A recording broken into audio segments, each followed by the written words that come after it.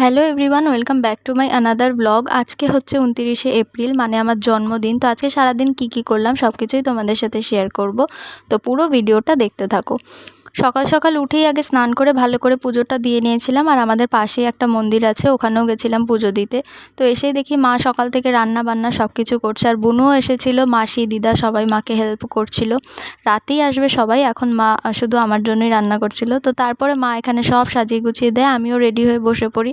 তারপর সবাই আশীর্বাদ করে নিল, তারপর এখানে খেতে বসে পড়ি। আর আজকে যেহেতু সোমবার, আমাদের নিরামিষ, ওই জন্য সব কিছু নিরামিষই হয়েছিল।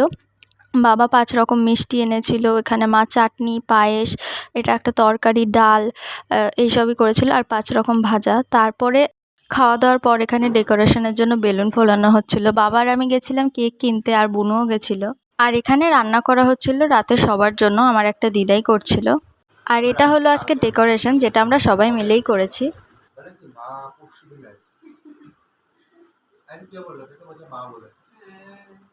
তারপরে সবাই চলে এসেছিল, আর আমিও রেডি হয়ে গেছিলাম।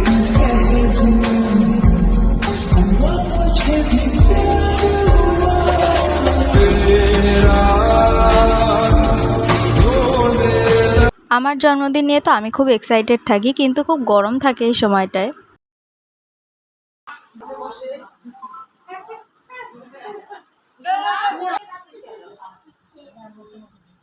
তারপরে সবাই মিলে এখানে আমরা গল্প করছিলাম।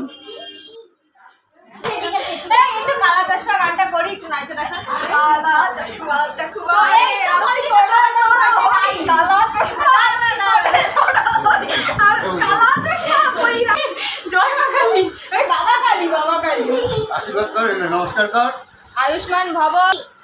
আর এইটার মতো যদি একটা হইছে তাহলে আমার সংসার শেষ। তারপরে এখানে সবাই খেতেও বসে পড়েছি, আর আজকে রান্না হয়েছিল ফ্রাইড রাইস, আলুর দম, চাটনি, পায়েস, মিষ্টি আর আইসক্রিম। তো চলো, আমার বার্থডে ব্লগটা এখানেই এন্ড করলাম। আর কি পেলাম না পেলাম সেগুলো শেয়ার করব পরের ব্লগে।